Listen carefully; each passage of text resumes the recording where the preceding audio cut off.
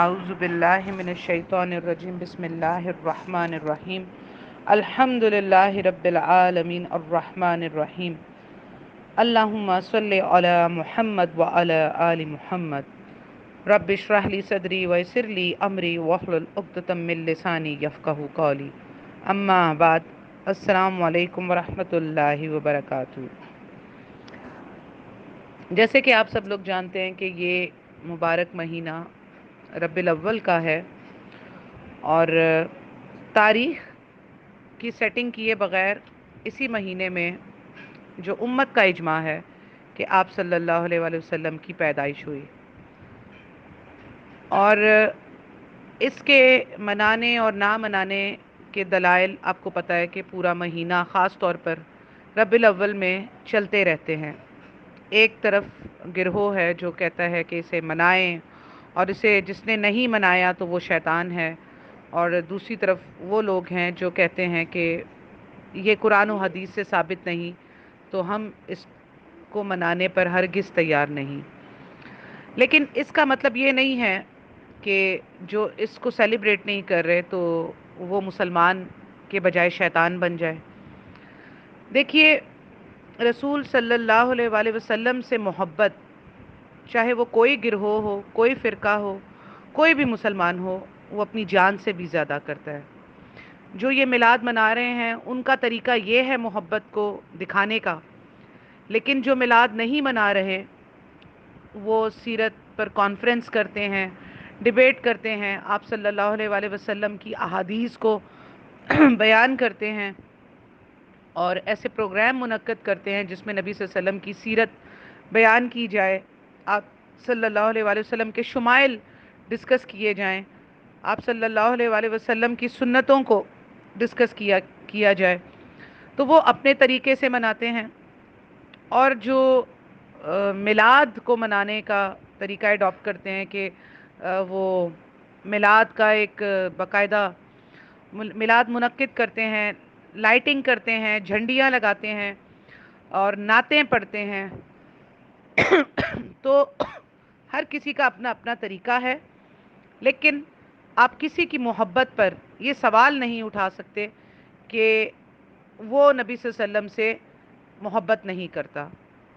ہاں، اس کے محبت کرنے کا طریقہ غلط ہو سکتا ہے، یا سنت سے باہر ہو سکتا ہے، یا سنت کے اندر ہو سکتا ہے، لیکن محبت وہ کرتا ہے، چاہے وہ صوفی ہو، بریلوی ہو، دیوبندی ہو، اہل حدیث ہو، وہابی ہو، کوئی بھی ہو، ایون انکار حدیث ہی کیوں نہ ہو، وہ سب اپنی جانوں سے زیادہ نبی صلی اللہ علیہ وآلہ وسلم سے محبت کرتے ہیں۔ لیکن اب یہ جو 800 سال بعد، آپ صلی اللہ علیہ وآلہ وسلم کے 800 سال بعد جو ایک یہ طریقہ باقاعدہ رائج ہو گیا اور اب دنیا میں ہر جگہ پھیل گیا میلاد کے نام سے، یہ طریقہ جس طریقے سے شکل اختیار کرتا جا رہا ہے بے حد خطرناک ہے۔ اس کے لیے میں آپ کو کیا بتاؤں کہ میں نے اپنی آنکھوں دیکھی، اپنے ہی علاقے میں، اپنی ہی جگہ پر ایسے کتنے کام دیکھے جو کہ قرآن و سنت کی دھجیاں اڑانے کے مترادف تھے۔ دیکھیے، نبی صلی اللہ علیہ وسلم کی شان ایک دن کی محتاج نہیں ہے کہ ہم اسے 12 ربیع الاول پر سیٹ کر دیں۔ آپ صلی اللہ علیہ وسلم کی شان ایسی بھی نہیں ہے کہ آپ اسے اگر پوری زندگی بھی بیان کریں تو آپ بیان کر سکیں۔ لاکھوں ڈھیر لگا دیں آپ کتابوں کا، اور وہ موجود ہیں جس پر نبی صلی اللہ علیہ وسلم کی سیرت کو بیان کیا گیا ہے، آپ کے اخلاق پر اتنی سیرت کی کتابیں ہیں، ہر ادارے کی کتابیں ہیں کہ اگر آپ اسے 1000 سال کی زندگی مل جائے آپ کو تو آپ اس کو پڑھ نہیں سکتے۔ آپ صلی اللہ علیہ وآلہ وسلم کی احادیث یا آپ صلی اللہ علیہ وسلم کے شمائل یا اخلاق، ان سب کو کور کرنا ناممکن سی بات ہے۔ تو پھر یہ کیسے ہو سکتا ہے کہ نبی صلی اللہ علیہ وسلم سے محبت کا آپ بیانیہ اور آپ صلی اللہ علیہ وسلم سے محبت کا اظہار ایک دن میں کر لیں؟ یہ بالکل ناجائز بات ہے۔ سب سے بڑھ کر پاکستان، انڈیا، خاص طور پہ پاکستان میں مفتی منیب الرحمان، جن کو مفتی سمجھا جاتا ہے، ان تک نے کہا، جو ان کے اسکول آف تھاٹس کے لوگ ہیں، وہ ہماری بات نہیں سننا چاہتے، نہ سنیں۔ مفتی منیب الرحمان اپنے مسلک کے مفتی کا فتویٰ سن لے کہ انہوں نے یہ کہا کہ حرام کام کی روک تھام کرنا علماء کا کام ہے، ان کی ذمہ داری ہے، کہ جس طریقے سے اب 12 ربیع الاول کی شکل بگاڑ دی گئی ہے اور جو معاملات بگاڑ دیے گئے ہیں، اس کا روک تھام کرنا بھی علماء کی ذمہ داری ہے۔ آپ دیکھ لیجئے کہ ناچ گانے ہو رہے ہوتے ہیں اور طوفان بدتمیزی چل رہی ہوتی ہے، اور مطلب میں آپ کو کیا بتاؤں، خانہ کعبہ کے ڈیزائن خانہ کعبہ بنا کر اور مسجد نبوی بنا کر اس کے ارد گرد باقاعدہ کچھ لا علم اور جاہل لوگ اس کے چکر بھی لگانا شروع کر دیتے ہیں۔ آپ مجھے بتائیے کہ اب آپ عوام کو کہاں لے کر چلے گئے صرف اس ایک دن کو منانے کی وجہ سے؟ اصل تو یہ ہے کہ آپ اگر چلے منانا ہی چاہتے ہیں، اگر آپ میلاد منانا ہی چاہتے ہیں تو شرکیہ نعتوں سے پرہیز کیجئے۔ جن گھروں میں میلاد منانے کی رسمیں رائج ہیں، وہاں پر خود میں نے جا کر اپنے کانوں سے سنا ہے کہ وہاں پر جو ہے وہ یہ میلاد منانے میں نعتیں پڑھی جا رہی ہیں کہ ہم نے عرب کو دیکھا بغیر آئین کے۔ عرب آپ اردو میں لکھیں اور عرب لکھ کر آپ عین مٹا دیں تو کیا بن جاتا ہے؟ رب۔ نعوذ باللہ من ذالک۔ ہماری عوام نبی صلی اللہ علیہ وسلم کے بارے میں یہ اعتقاد رکھتی ہے کہ ہم نے عرب کو دیکھا بغیر عین کے، کیونکہ نبی صلی اللہ علیہ وسلم عرب تھے، عربی تھے، تو یہ کہتے ہیں کہ ہم نے عرب کو دیکھا بغیر عین کے، نعوذ باللہ، کہ ہم نے رب کو دیکھا ہے۔ استغفر اللہ۔ آپ یہ دیکھیں پھر آپ کی جو نعتیں ہیں اس کے ذریعے سے آپ اپنے لیے جہنم کما رہے ہیں یا جنت کما رہے ہیں۔ نبی صلی اللہ علیہ وسلم کی تعریف کرنا منع نہیں ہے نعت کے ذریعے سے، آپ بالکل کیجئے، لیکن اس نعت میں شرک کا پہلو نہیں ہونا چاہیے۔ اس نعت میں آپ صلی اللہ علیہ وسلم کی وہ تعریف کی جائے جو اللہ نے خود کی، درود پڑھ کر، سلام بھیج کر، درود اور سلام بھیج کر اس طریقے سے تعریف کیجئے۔ خود اللہ سبحانہ تعالیٰ قرآن کریم میں سورہ احزاب میں فرماتے ہیں کہ اللہ اور اس کے رسول نبی صلی اللہ علیہ وسلم پر درود و سلام بھیجتے ہیں، اے ایمان والو تم بھی ان پر درود و سلام بھیجو۔ صلاۃ و سلام کا کیا معنی ہے کہ ہم اپنی زبان میں یہ کہتے ہیں کہ یا اللہ میرے پاس نبی صلی اللہ علیہ وسلم کے لیے وہ تعریفی کلمات ہیں ہی نہیں، ہو ہی نہیں سکتے، قاصر ہوں میں، تو اے اللہ بس آپ نبی صلی اللہ علیہ وسلم پر سلامتی بھیجیے۔ صلاۃ و سلام کا یہ معنی ہے جو ہم جب درود و سلام پڑھتے ہیں۔ درود تو بیسیکلی فارسی کا لفظ ہے، اصل لفظ صلاۃ و سلام ہے۔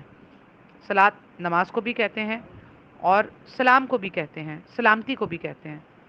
تو ہم جب صلاۃ و سلام پڑھتے ہیں، یعنی کہ آپ چلیں فارسی کا لفظ لے لیں جو مشہور ہے درود و سلام، تو وہ معنی ہمارے یہ ہوتے ہیں کہ اللہ ہمارے پاس تعریفی کلمات نہیں ہے نبی صلی اللہ علیہ وسلم کے لیے، بس آپ ہی ان پر جو سلامتی بھیجیں گے وہ ہی تعریف کے قابل ہو سکتی ہے۔ تو ہم اس لیے درود و سلام پڑھتے ہیں، اور پھر ہمیں پریکٹیکل اس درود و سلام کو ثابت کرنے کی ضرورت ہے اس ربیع الاول کے مہینے میں، نہ کہ ہم ایک دن میں طوفان بدتمیزی کر کے میلاد کے نام پر کفر و شرک اور شرک سے بھری نعتیں پڑھیں کہ سارے نبی تیرے در کے سوالی، شاہ مدینہ۔ ایک تو نبی صلی اللہ علیہ وآلہ وسلم کو تو تڑاک سے ہم موسوم کرتے ہیں کہ سارے نبی تیرے در کے سوالی۔ کیا آپ اپنے ماں باپ کو تو کہہ سکتے ہیں؟ کیا آپ یہ سمجھتے ہیں کہ سارے نبی صلی اللہ علیہ وسلم اللہ کے در کے سوالی ہونے کی جگہ نبی صلی اللہ علیہ وسلم کے سوالی تھے؟ کیا حضرت یونس علیہ السلام نے مچھلی کے پیٹ میں نبی صلی اللہ علیہ وسلم کو پکارا؟ کیا حضرت ابراہیم علیہ السلام نے آگ میں جب انہیں ڈالا گیا تو انہوں نے نبی صلی اللہ علیہ وسلم کو پکارا یا اللہ کو پکارا؟ کیا حضرت یوسف علیہ السلام نے جیل خانے میں نبی صلی اللہ علیہ وسلم کو پکارا یا اللہ کو پکارا؟ آپ کہیں گے اس وقت نبی صلی اللہ علیہ وسلم نہیں آئے تھے، لیکن آپ ہی کے عقیدے کے مطابق نبی صلی اللہ علیہ وسلم تو شروع سے موجود ہیں دنیا کے اندر، نعوذ باللہ، باطل عقیدے کے مطابق، اور وہ ہمیشہ سے تھے اور سن رہے تھے اور ابھی بھی وہ موجود ہیں، اور میلاد میں تشریف بھی لے آتے ہیں، جس میں جہاں پر بدعت کے طور پر جو ایک بدعت ہے جو میلاد منایا جاتا ہے، اور اس میں پھر کھڑے ہو کر جو ہے یہ اعتقاد کر کے کہ اب نبی صلی اللہ علیہ وسلم تشریف لے آئے ہیں، نعوذ باللہ، تو آپ مجھے بتائیے کہ یہ کہاں کا معاملہ ہے کہ آپ میلاد میں کھڑے ہو کر نبی صلی اللہ علیہ وسلم کے احترام میں کھڑے ہو جاتے ہیں کہ اب نبی صلی اللہ علیہ وسلم تشریف لے آئے، جبکہ آپ صلی اللہ علیہ وآلہ وسلم نے اس چیز کو ناپسند فرمایا کہ کوئی نبی صلی اللہ علیہ وآلہ وسلم کے لیے کھڑا ہو۔ میں اس کا آپ کو حوالہ دیتی ہوں، ترمذی میں 4699 اور 4698 حدیث ہے کہ آپ صلی اللہ علیہ وسلم نے اپنے لیے صحابہ کا کھڑا ہونا بھی پسند نہیں فرمایا جب آپ صلی اللہ علیہ وسلم حیات تھے۔ تو آج تو آپ نبی صلی اللہ علیہ وسلم کے فوت ہونے کے بعد اس کے اوپر ایک بڑا شرک یہ کر رہے ہیں کہ نبی صلی اللہ علیہ وسلم تشریف لے آئے، جھوٹ باندھ رہے ہیں، نعوذ باللہ۔ یہ آپ نے کہاں سے پڑھا؟ تو آپ صلی اللہ علیہ وسلم نے اپنے لیے صحابہ کے کھڑا ہونے کو پسند نہیں کیا، اور یہ حدیثوں کے نمبر میں نے آپ کو ترمذی کے دے دیے ہیں کہ آپ نے فرمایا جو اپنے لیے کھڑے ہونے کو پسند کرے تو وہ اپنا ٹھکانہ جہنم میں بنا لے۔ اتنی خطرناک بات کی ہے، لیکن ہمارے مسلمان بھائی بہن جو یہ اس چیز کے قائل ہیں کہ نہیں جی میلاد منایا جائے اور یہ محبت کرنے کا طریقہ ہے، تو انہیں یہ سوچنا چاہیے کہ آپ یہ پہلے علمی کتابی باتیں تو پڑھ لیجئے، اس کو تو سمجھ لیجئے۔ پھر جیسے ہی میلاد اور 12 ربیع الاول کے موقع شروع ہوتے ہیں تو اس کے اوپر فوراً جو ہے بڑے بڑے بینرز لگا دیے جاتے ہیں شہروں میں کہ نثار تیری چہل پہل پر ہزاروں عیدیں، اے ربیع الاول سوائے ابلیس کے سبھی تو خوشیاں منا رہے ہیں۔ آپ مجھے بتائیے کہ نبی صلی اللہ علیہ وسلم کے زمانے میں یا نبی صلی اللہ علیہ وسلم کے بعد صحابہ کرام نے جلسے جلوس کیے، ایسے میلاد میں کھڑے ہو کر شرکیاں نعتیں پڑھی، ایسے میلاد منا کر کھڑے ہو کر درود سلام پڑھ کر کہا کہ نبی صلی اللہ علیہ وسلم تشریف لے آئے؟ انہوں نے تو یہ کام نہیں کیے، تو نعوذ باللہ کیا وہ آپ انہیں ابلیس کہہ رہے ہیں؟ اب وہابیوں کو چھوڑیے، آپ ان سب لوگوں کو چھوڑیے جو یہ کہہ رہے ہیں کہ نہیں جی میلاد منانے کی کوئی دلیل نہیں ہے۔ آپ صحابہ کرام پہ آ جائیے ڈائریکٹ۔ کیا صحابہ کرام نے اس طرح سے میلاد منائے، ایسے جلسے جلوس نکالے؟ لائٹنگ نہیں تھی اس دور میں تو چراغ تو تھے، کیا چراغاں کیا؟ کیا جھنڈیاں لگائیں؟ اگر انہوں نے ایسا نہیں کیا تو آپ یہ کر کے کس کو یہ ثابت کرنا چاہتے ہیں؟ اللہ سبحانہ تعالیٰ کو؟ کیا اللہ سبحانہ تعالیٰ نبی صلی اللہ علیہ وسلم کی محبت کے پیروکار ان کو سمجھیں گے جو یہ عمل کریں گے، اور ان کو نہیں سمجھیں گے جو یہ نہیں کریں گے؟ کیا اللہ تعالیٰ کی نالج کو آپ اس طرح سے انڈرسٹینڈ کریں گے؟ تو یہ شعر کہنا جو لوگ اس سے منع کرتے ہیں، یا یہ کام جس کو جو کہ بدعت ہے اسے نہیں مناتے اس طریقے سے جیسے آپ منا رہے ہیں، تو آپ ان کو کہتے ہیں کہ نثار تیری چہل پہل پر ہزاروں عیدیں ربیع الاول سوائے ابلیس کے سبھی تو خوشیاں منا رہے ہیں۔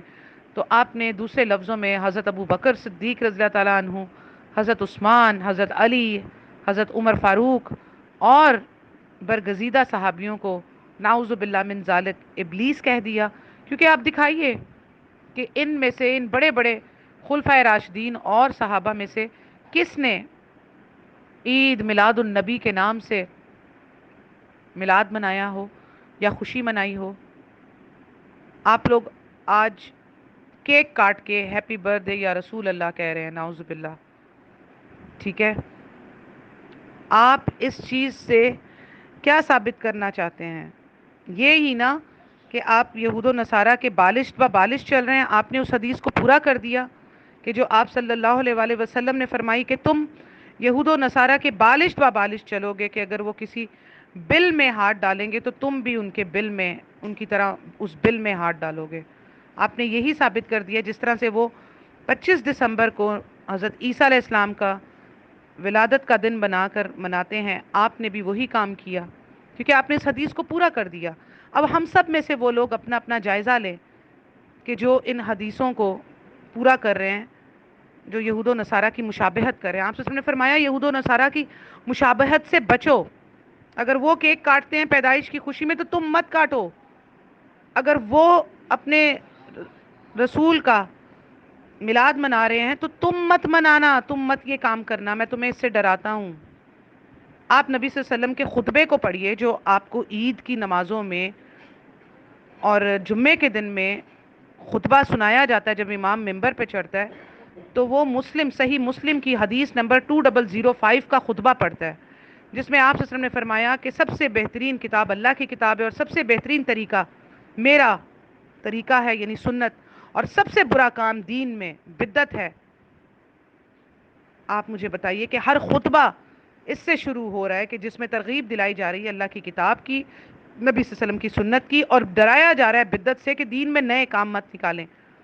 دین میں نئے کام ہوائی جہاز میں جا کر عمرہ یا حج کرنا نہیں ہے، یہ ایک اچھا طریقہ ہے۔ اس پہ بھی میں آپ کو بتاتی ہوں، یہ آپ صحیح مسلم 2351 حدیث ہے، جس میں آپ صلی اللہ علیہ وسلم نے فرمایا، عربی کے الفاظ ہیں، سنتن حسنتن اور سنتن سیئحتن، اچھی سنت اور بری سنت، لیکن ہمارے کچھ مسلک کے بھائیوں نے اسے بدعت حسنہ اور بدعت سیئحہ سے جوڑ دیا، اچھی بدعت اور بری بدعت۔ بدعت اچھی ہو ہی نہیں سکتی، کیونکہ آپ صلی اللہ علیہ وسلم نے فرما دیا کل بدعات ضلالۃ کل ضلالۃ فی النار۔ بدعت لغوی معنی میں نئے کام کو بولتے ہیں، ٹھیک ہے، لغوی معنی میں۔ تو اللہ تعالیٰ نے قرآن میں فرمایا بدیع السماوات والارض، اللہ تعالیٰ نے انوکھے انداز سے زمین و آسمان کو بنایا۔ لغوی معنی میں بدعت اچھی چیز میں بھی استعمال ہوتی ہے اور انوکھے کام کے لیے بھی استعمال ہوتی ہے، وہ برے لفظوں میں نہیں ہوگی۔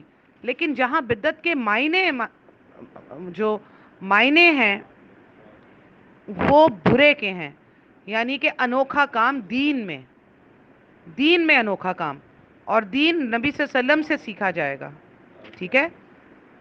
تو صحیح مسلم میں 2351 ہے، جس میں ایک دفعہ ایسا ہوا کہ کچھ عرابی آئے آپ صلی اللہ علیہ وسلم کے پاس، اور انہوں نے آ کر جو ہے وہ بیٹھ گئے آپ صلی اللہ علیہ وسلم کے پاس۔ ان کا حال بہت برا تھا، کھانے پینے کو ان کے پاس نہیں تھا، اور سمجھ لیں کہ وہ مسکین قسم کے لوگ تھے۔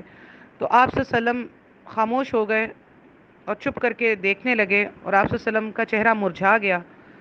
تو آپ صلی اللہ علیہ وسلم کے چہرے دیکھ کر صحابہ جو ہے ایک صحابہ اٹھے، اور وہ اپنے گھر گئے، اور اپنے گھر میں جو کچھ بھی مال تھا، کھانا پینا، بوریاں بھر کر، اور جو کچھ بھی تھا وہ اتنا بھاری بورا گھسیٹتے ہوئے لے کر آئے، جسے دیکھ کر آپ صلی اللہ علیہ وسلم کا چہرہ سونے کی طرح چمک اٹھا۔ حدیث کے الفاظ ہیں کہ سونے کی طرح آپ صلی اللہ علیہ وسلم کا چہرہ چمک اٹھا، اور آپ صلی اللہ علیہ وسلم خوش ہو گئے۔ اور پھر اس صحابہ کے دیکھا دیکھی اور صحابہ بھی اپنے گھروں میں گئے اور مال و متاع لے کر آئے ان عرابی لوگوں کی مدد کرنے کے لیے، جس کو دیکھ کر آپ صلی اللہ علیہ وسلم نے خوشی سے فرمایا کہ ھذا سنت حسنۃ،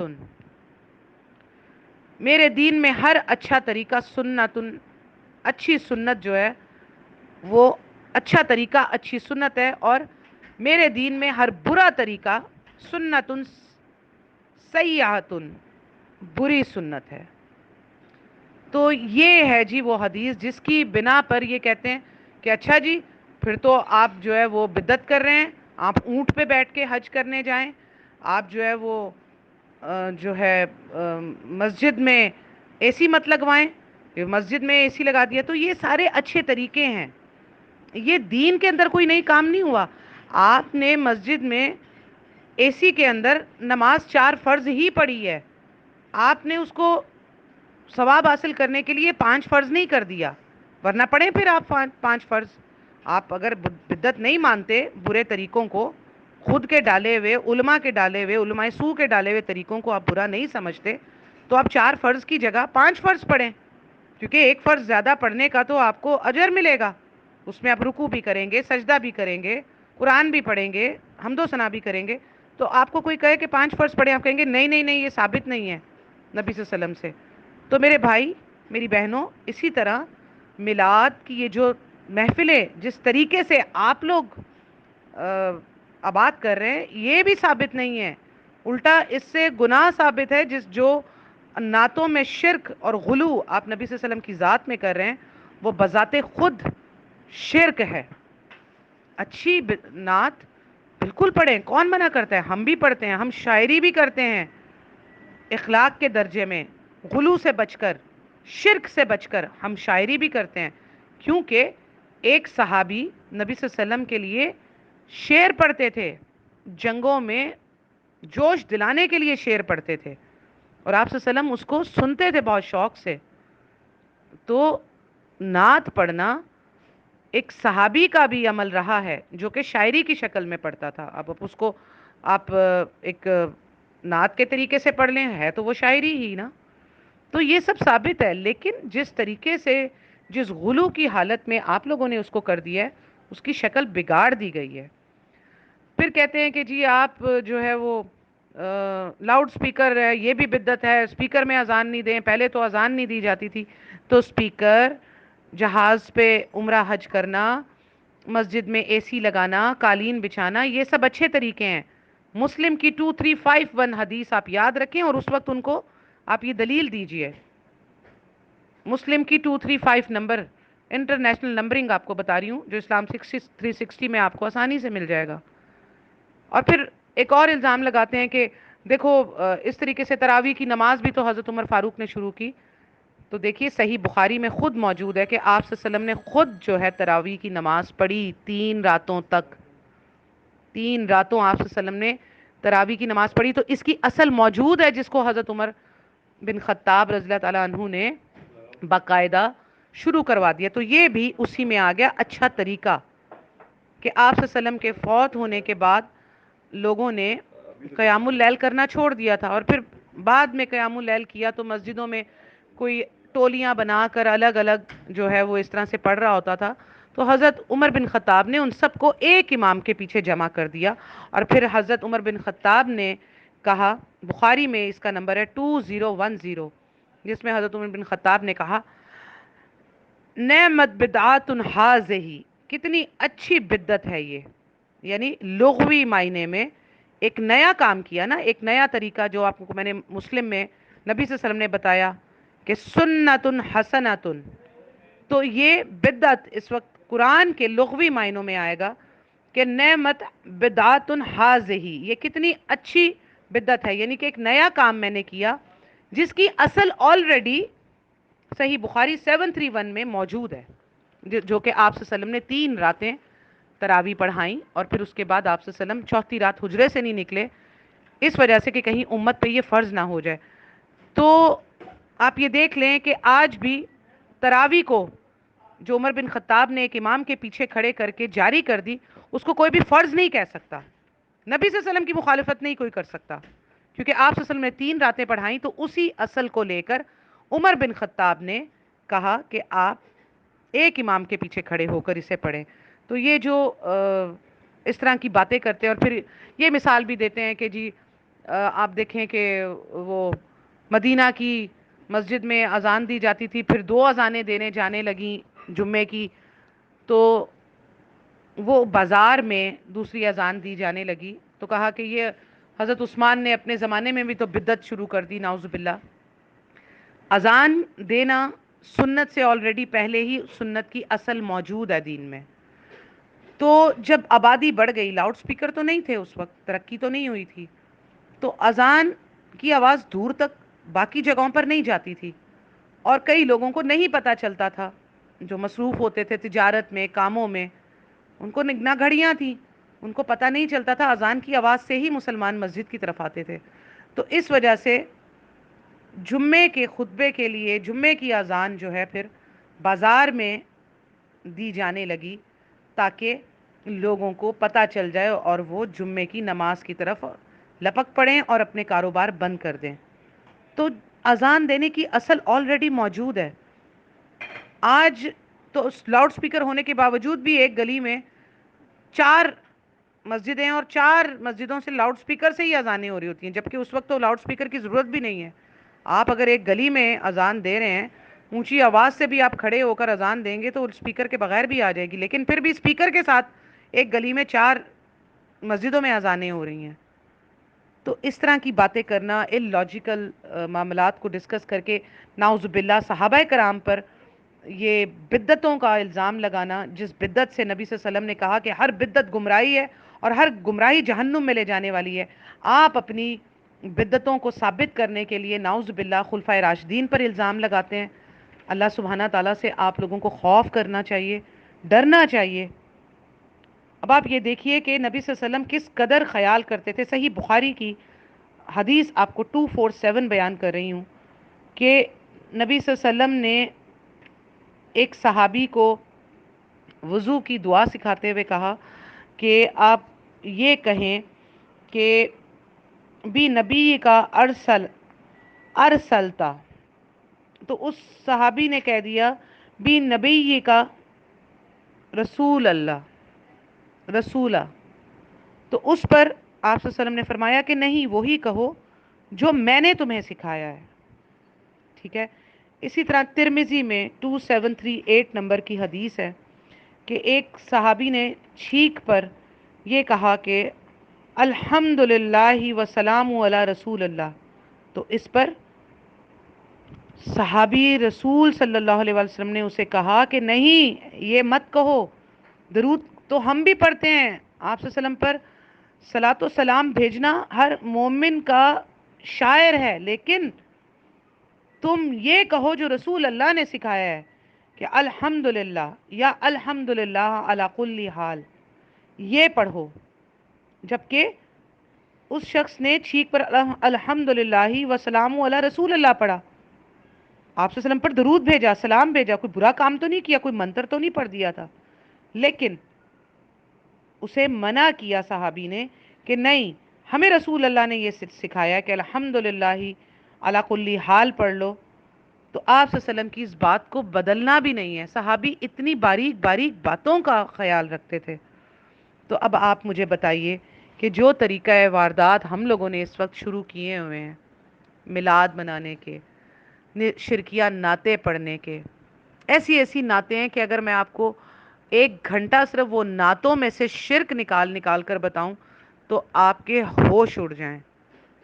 مرد و عورتوں کا اختلاط، کس طریقے سے خانہ کعبہ کے ماڈل اور نبی مسجد نبوی کے ماڈل بنا کر وہاں پر جو ہے باقاعدہ طواف تک جاہل لوگ کرنا شروع کر دیتے. کیونکہ اب خود جو انہوں نے میلاد منانے کی رسمیں قائم کی تھی، اب ان کے اپنے ہاتھ سے بات نکل چکی ہے.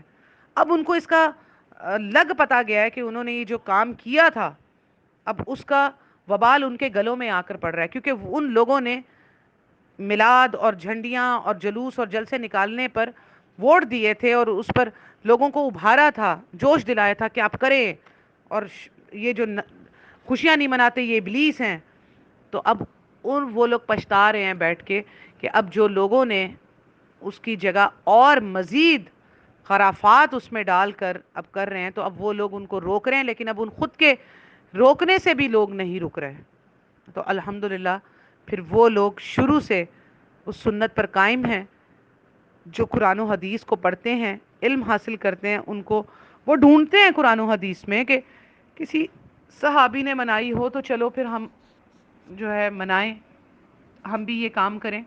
باقی دیکھیے، چاہے وہ اہل حدیث ہوں، وہابی ہوں، کوئی بھی ہوں، وہ بھی کانفرنس منعقد کرتے ہیں.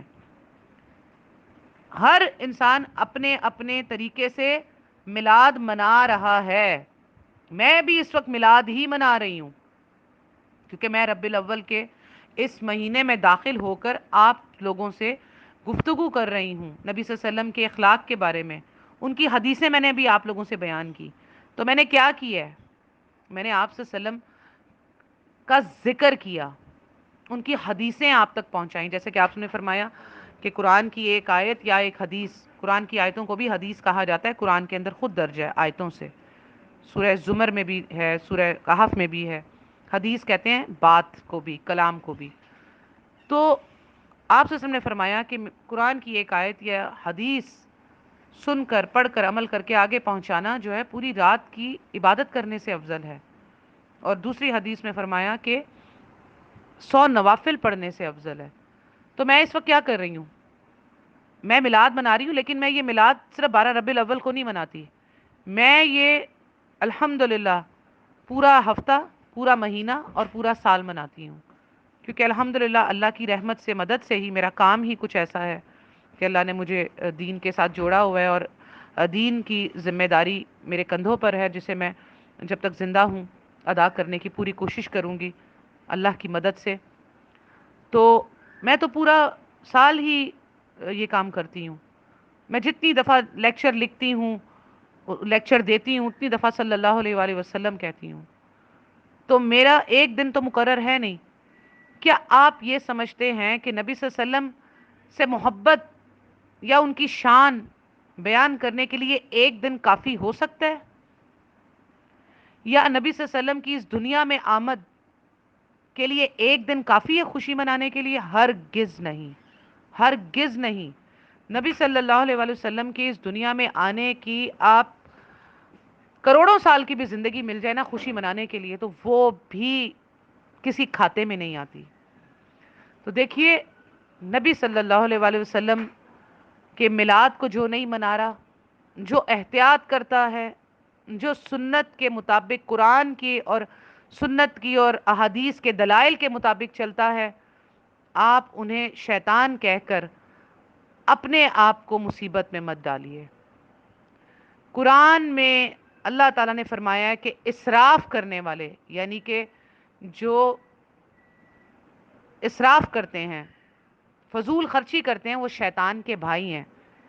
آپ یقین جانیے کہ ابھی میرے پاس ایک فگر آیا کہ لاہور میں پچھلے سال جو ہے وہ تقریباً کتنا بڑا معاملہ ہوا ہے کہ 20 کروڑ صرف جھنڈیاں اور لائٹننگ کے اوپر خرچ کیے گئے ہیں. وہاں مجھے بتائیں، یہ 20 کروڑ اگر آپ کچھ بچیوں کی شادی کروا دیتے، بیواؤں کو دے دیتے، ادروائز لوگ کہتے ہیں ہم یہ کام بھی کرتے ہیں لیکن ہم اس دن کے اوپر کیوں نہ کریں. آپ نے اسراف کیا. آپ یہ کام کرتے ہیں تو اور کیجئے. آپ جنت میں جانے والا کام کر رہے ہیں تو جنت کے اعلیٰ درجے میں پہنچ جائیں گے. اگر یہ 20 کروڑ بھی آپ اور مزید نیک کاموں میں لگا دیں گے تو آپ جنت کے مزید اعلیٰ درجے میں پھر پہنچ جائیں گے، جنت الفردوس جس کے لیے ہم دعا مانگتے ہیں. کیونکہ یہ کہتے ہیں کہ جی جب ہم حج عمرہ کرنے کے لیے جائیں تو کہتے ہیں کہ رشتہ داروں کا خیال کرو پہلے، تو حج عمرہ کرنا زیادہ ضروری نہیں ہے. یہ غلط بات ہے. حج عمرہ کرنے والا ہی مالدار ہو جاتا ہے، تو وہ مال اللہ کی راہ میں بھی دیتا ہے اور حج عمرہ بھی کرتا ہے.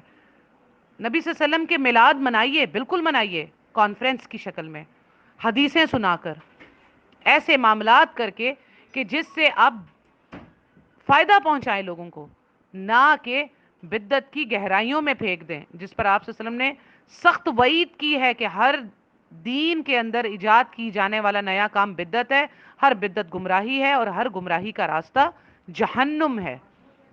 کیا آپ خطبوں میں یہ نہیں سنتے؟ میں نے آپ کو خطبے کا بھی بتا دیا ہے، اس کا صحیح مسلم کا نمبر بھی آپ کو بتا دیا ہے. واللہ آپ لوگ یہ خطبے کو عربی میں سنتے ہیں، آپ کو سمجھ نہیں آتی، آپ اس کو اردو میں پڑھیں. صحیح مسلم میں 2005 نمبر ہے، جو خطبہ دینے کے لیے ہر امام، چاہے امام کعبہ ہو، پاکستان کا امام ہو، دنیا بھر کے امام یہی خطبہ پڑھتے ہیں. آپ اس کو اب اس کا ترجمہ پڑھیں کہ اس میں نبی صلی اللہ علیہ وآلہ وسلم نے کیا فرمایا ہے اور آج ہم کیا کر رہے ہیں. چاہے وہ محرم ہو، چاہے وہ شب معراج ہو، یا خود سے ایجاد کی ہوئی شب برات ہو، یا کوئی بھی ایسی بدعت ہو. 11ویں شریف کہاں سے آ گئی نعوذ باللہ، پتہ نہیں. اب اگلا مہینہ اس کے اوپر دماغ خراب ہوگا، اس کے اوپر پریشانی ہوگی. تو آپ لوگ پہلے پڑھ تو لیجئے، علم حاصل کیجئے. علم حاصل کرنے کے بعد، اور کئی لوگ ایسے میلاد مناتے تھے اور کام کرتے تھے، میں نے خود دیکھا انہیں، لیکن جب انہیں علم سے ایجوکیٹ کیا گیا، حدیثیں ان کے سامنے رکھی، تو الحمدللہ اب ان لوگوں نے یہ کام چھوڑ دیے. تو اب آپ کے مطابق وہ بھی شیطان ہو گئے. اپنے مسلمان بھائیوں کو آپ خود اپنے منہ سے کہہ رہے ہیں شیطان، تو پھر یہ بات بہت دور تک جاتی ہے، صحابہ کرام تک پہنچتی ہے، کیونکہ انہوں نے یہ کام نہیں کیے جو آج آپ نے کیے. یہ آپ صلی اللہ علیہ وسلم کے 800 سال بعد شروع ہوئے. میری دعا ہے کہ اللہ سبحانہ تعالیٰ تمام مسلمانوں کو ان خرافات سے بچنے کی توفیق عطا فرمائے. میں بھی میلاد منا رہی ہوں. میلاد منانے کا طریقہ جو صحابہ کرام کا تھا وہ منائیے. جیسے نبی صلی اللہ علیہ وآلہ وسلم نے اپنا میلاد روزہ رکھ کر منایا، روزہ رکھیے، اور پھر ہر پیر کا روزہ رکھیے. اگر 12 ربیع الاول کا روزہ آپ رکھ رہے ہیں تو پھر آپ ہر پیر کا روزہ رکھیں، کیونکہ 12 ربیع الاول تاریخ کسی کتاب، حدیث کی کتاب میں موجود ہی نہیں ہے. یہ ایک باریک سا اجماع ہے مسلمانوں کا، محدثین کا، کہ 12 ربیع الاول ہو سکتی ہے. تو پھر اگر آپ 12 ربیع الاول کا روزہ رکھ رہے ہیں تو حدیث کے مطابق پھر آپ ہر پیر کا روزہ رکھیں، اگر آپ واقعی میلاد منانا چاہتے ہیں. ہر پیر کا روزہ رکھیں، جیسا کہ میلاد نبی صلی اللہ علیہ وسلم نے اپنا منایا کہ اس دن میں پیدا ہوا، پیر والے دن میں پیدا ہوا اور اسی دن مجھ پہ وہی اتری، تو میں اس دن روزہ رکھتا ہوں۔ تو میلاد منائیے، پیر کو روزہ رکھیے، ہر پیر کو روزہ رکھیے، قرآن کا بھی جشن منائیں اور نبی صلی اللہ علیہ وسلم کی ولادت کا جشن بھی منائیں۔ جیسے کہ میں اپنے اس سے ایک پہلے لیکچر میں بیان کر چکی ہوں کہ ہم رمضان میں روزے رکھ کر اور لیلۃ القدر کو جو ہے قرآن کے نازل ہونے پر عید کی شکل میں خوشی مناتے ہیں کہ یہ قرآن ہم پر نازل، قرآن ہمیں ملا نبی صلی اللہ علیہ وسلم پر نازل ہو کر، تو قرآن کے نازل ہونے پر اور جس پر قرآن نازل ہوا اس کی شکل ہم عید کی شکل میں، عید الفطر کی شکل میں خوشیاں مناتے ہیں، تو الحمدللہ ہمارے لیے خوشی کافی ہے۔ اور ہمیں کسی ایک دن کی ضرورت نہیں ہے جس کے اندر ہم طوفان بدتمیزی کریں، اسراف کریں، فضول خرچی کر کے شیطان کے بھائی بن جائیں۔ ہم وہ کام کرتے ہیں جس کا جواب بھی ہمیں اپنے علم کا اللہ کو دینا ہے۔ اللہ سے دعا ہے کہ جو حق سچ بات میں نے کی اللہ آپ کو اس کو دلوں میں اتار دے، اور اللہ سبحانہ تعالی ہمیں قرآن و سنت کے مطابق ہر خوشی کو منانے کی توفیق عطا فرمائے اور ہر غم کو بھی قرآن و سنت کے مطابق اس پر صبر کرنے کی توفیق عطا فرمائے۔ آمین ثم آمین یا رب العالمین، وآخر دعوانا ان الحمد للہ رب العالمین۔ السلام علیکم ورحمۃ اللہ وبرکاتہ۔